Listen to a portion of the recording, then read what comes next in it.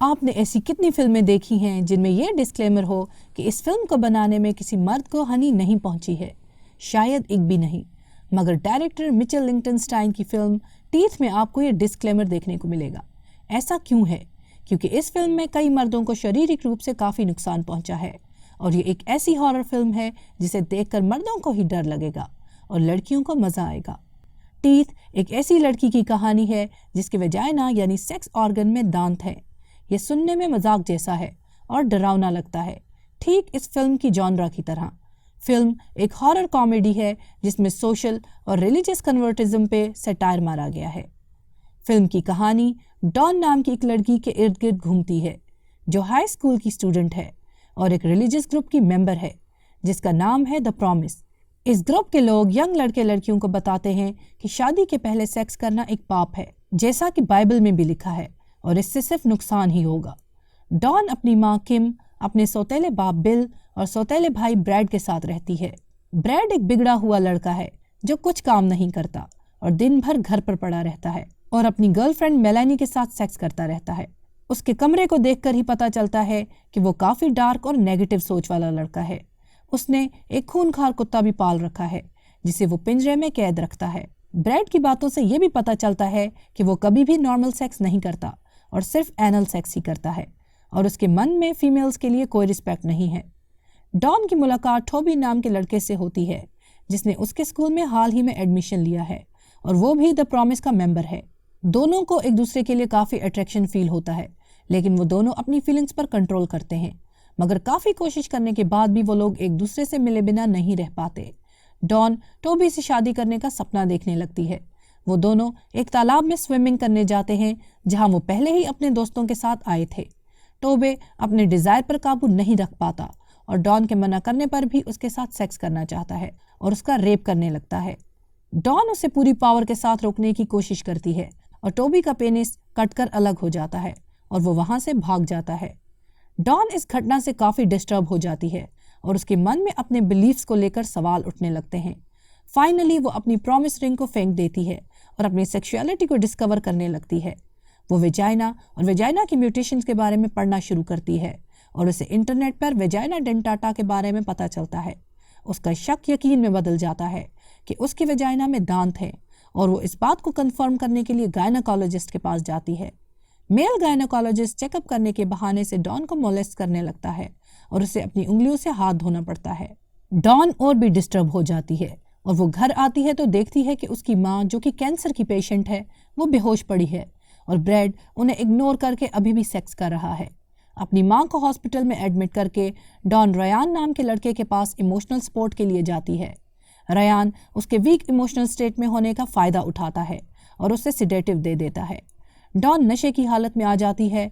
वो डॉन के साथ सेक्स करता है और उसे कुछ भी नहीं होता। डॉन को समझ आता है कि ऐसा इसलिए हुआ क्योंकि रयान उससे प्यार करता है और सिर्फ उसका फ़ायदा नहीं उठाना चाहता। डॉन इस बात को जानकर काफ़ी खुश हो जाती है कि वो नॉर्मल सेक्स कर सकती है, पर जैसे ही उसे पता चलता है कि रयान भी उससे प्यार नहीं करता और उसने अपने दोस्तों से शर्त लगाई थी कि वो डॉन के साथ सेक्स करके दिखाएगा, ये बात पता चलते ही रयान को भी अपनी पेनिस से हाथ धोना पड़ता है। डॉन की माँ की डेथ हो जाती है और उसे पता चलता है कि ब्रैड ने उसकी माँ को तड़पते हुए छोड़ दिया था और उसने बिल को भी चोट पहुंचाई है, तो वो ब्रैड को सबक सिखाने जाती है। उसे पता है कि ब्रैड उसे अपनी बहन नहीं मानता और उसके साथ सेक्स करना चाहता है। डॉन मेकअप करके ब्रैड को सेड्यूस करती है और उसका पेनिस भी काट कर उसके ही कुत्ते को खिला देती है और उस जगह से भाग जाती है। रास्ते में उसकी साइकिल खराब हो जाती है। वो एक आदमी से लिफ्ट मांगती है। कुछ देर बाद वो बुढ़ा आदमी डॉन को कार के बाहर निकलने नहीं देता और डॉन से सेक्सुअल फेवर चाहता है। डॉन पहले तो इस बात से घबराती है और फिर उसे अपनी पावर का एहसास होता है। वो कैमरा में देखकर एक स्माइल करती है जिससे समझ आ जाता है बुढ़े का अंजाम बुरा होने वाला है। टीथ एक मज़ेदार और एंटरटेनिंग फिल्म है जिसकी सबसे अच्छी बात है इसका ट्रीटमेंट। फिल्म को एक एब्सर्ड हॉरर मूवी की तरह बनाया गया है जो कि इसकी स्टोरी के साथ बिल्कुल फिट बैठता है। अगर ये एक सीरियस ड्रामा फिल्म होती तो इसके प्लॉट पे यकीन करना मुश्किल होता। फिल्म देखने में लाइट एंटरटेनमेंट जैसी लगती है, मगर इसमें डायरेक्टर और राइटर ने काफ़ी सीरियस इशू जैसे rape, sexual consent, child abuse, incest, female sexuality, sexual violence और रिलीजियस कन्वर्टिसिज्म को इंटेलिजेंटली हैंडल किया है। फिल्म की ओपनिंग ही न्यूक्लियर रिएक्टर के शॉट से होती है और डॉन और उसकी फैमिली इस रिएक्टर के काफी पास रहते हैं। पूरी फिल्म में इस रिएक्टर को काफी एक्टिव दिखाया गया है और इसमें से काला धुआं निकलता रहता है। इसके इस्तेमाल से फिल्म डॉन की प्रॉब्लम को एक लॉजिक दे देती है कि शायद किसी तरह के न्यूक्लियर रेडिएशन की वजह से डॉन के अंदर ये म्यूटेशन हो गई है। डॉन की मां को कैंसर भी है, जिसका कारण भी न्यूक्लियर रेडिएशन हो सकता है। फिल्म के ओपनिंग क्रेडिट्स में भी हम एक एनिमेशन के जरिए एक म्यूटेटेड सेल को देखते हैं जो उस पर अटैक करने वाले बैक्टीरिया को मार देता है। ये वैसा ही है जैसे गॉडजिला फिल्म में न्यूक्लियर रेडिएशन की वजह एक छिपकली गॉडजिला बन जाती है। इस तरह फिल्म एक और टॉपिक की तरफ ध्यान खींचती है, न्यूक्लियर एनर्जी की सेफ्टी। दुनिया में कई जगह लोग न्यूक्लियर एनर्जी और रिएक्टर्स के साइड इफेक्ट्स की वजह से उनके खिलाफ प्रोटेस्ट करते आए हैं। फिल्म की कास्टिंग और परफॉर्मेंसेस बहुत बेहतरीन है। हर एक्टर अपने रोल में बिल्कुल फिट बैठता है और सभी ने अच्छी परफॉर्मेंसेस दी हैं। फिल्म की लीड एक्ट्रेस जेस विजलर ने डॉन के कैरेक्टर को मासूमियत और भोलेपन से भर दिया है और फिर उसे एक पावरफुल कैरेक्टर में भी बखूबी बदला। इस रोल के लिए जेस को सनडांस फिल्म फेस्टिवल में बेस्ट ड्रामेटिक एक्ट्रेस का स्पेशल जूरी अवार्ड भी मिला था। फिल्म का कैमरा वर्क भी काफी अच्छा है और फिल्म को एक नेचुरल लुक देता है। फिल्म में काफी सिंपल और नेचुरल शॉट टेकिंग है जो इसको एक रियल फील देती है। फिल्म में ड्रामेटिक एडिटिंग और साउंड डिजाइन के जरिए फिल्म के हॉरर और टेंशन वाले मोमेंट्स को क्रिएट किया गया है जो कि फिल्म के रियलिस्टिक टोन को ब्रेक करता है, पर फिल्म के इमोशनल इम्पैक्ट के लिए जरूरी भी है। फिल्म में कई इरोटिक और हॉट सीन्स हैं और कुछ जगह पर न्यूडिटी भी है, मगर वो सब सीन्स मेल ऑडियंस को किसी न किसी तरह टीज करते हैं क्योंकि किसी भी सीन के अंत में मर्दों के साथ कुछ अच्छा नहीं होता। फिल्म में कई जगह पर धार्मिक और मिथोलॉजिकल स्टोरीज को किसी न किसी तरह से दिखाया गया है। ऐसा क्यों किया गया है, इसका भी जवाब फिल्म खुद ही देती है जब एक सीन में डॉन कहती है दुनिया की हर पुरानी सभ्यता और संस्कृति में वजाइना डेंटाटा के बारे में बताया गया है। एक सीन में डॉन को दुनिया की फेमस मिथोलॉजीज पर एक किताब पढ़ते दिखाया गया है जिसमें वो ग्रीक मिथोलॉजी के परसूस और मेडुसा की कहानी पढ़ रही होती है। ये भी एक तरह का हिंट है जो डायरेक्टर ऑडियंस को दे रहा है।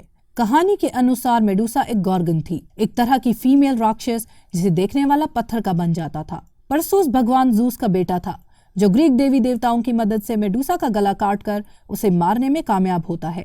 टूबे और डॉन जिस तरह झरने के पास मिलते हैं वो लगभग नंगे बदन पानी में नहाते हैं।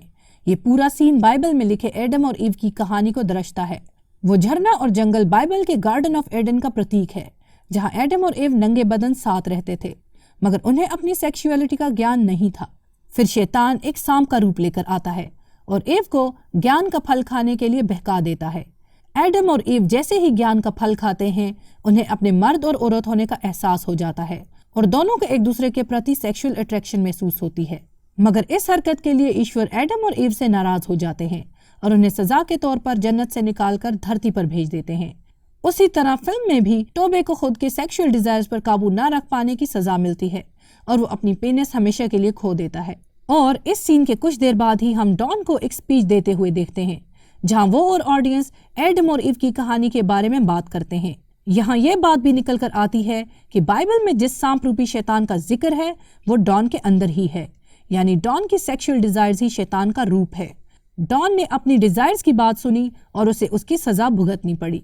इसके बाद डॉन इंटरनेट पर वेजाइना में जेनेटिक म्यूटेशंस के बारे में पढ़ती है और उसे पता चलता है कि पुरानी सभ्यताओं में भी वेजाइना डेंटाटा के बारे में लिखा गया है। वो पढ़ती है कि वेजाइना डेंटाटा की कहानियों का जन्म फीमेल सेक्सुअलिटी को लेकर मर्दों के डर की वजह से ही हुआ होगा। वेजाइना में मौजूद दांत मर्द की कमजोरी और नपुंसकता के डर को दर्शाते हैं और सेक्स एक यात्रा है जिसके जरिए मर्द उस कोख तक पहुंचना चाहता है जहां उसका जन्म हुआ। डॉन को पता चलता है कि उसकी इस प्रॉब्लम के पार बस एक हीरो जा सकता है जिसे उसे लड़ना होगा और लड़कर उसके वेजाइना पर जीत हासिल करनी होगी। ये सीधे उस सीन से जुड़ा हुआ है जहां हमने देखा था कि डॉन की क्लास में एक टीचर डार्विन की थ्योरी ऑफ एवोल्यूशन के बारे में पढ़ा रही हैं और बताती हैं कि कैसे किसी स्पीशीज में गलती से कोई जेनेटिक म्यूटेशन होता है जिसकी वजह से उस जीव के शरीर में काफी बदलाव आते हैं जो उस जीव के सर्वाइवल के चांसेस को बदल देते हैं। ये बदलाव धीरे धीरे हजारों सालों में भी आ सकते हैं और रातों रात भी। सीन के अंत में टीचर डायरेक्टली डॉन से बोलती है कि ये सब डॉन से भी रिलेटेड है क्योंकि वो भी एक इंसान है और इस क्लास का पार्ट है।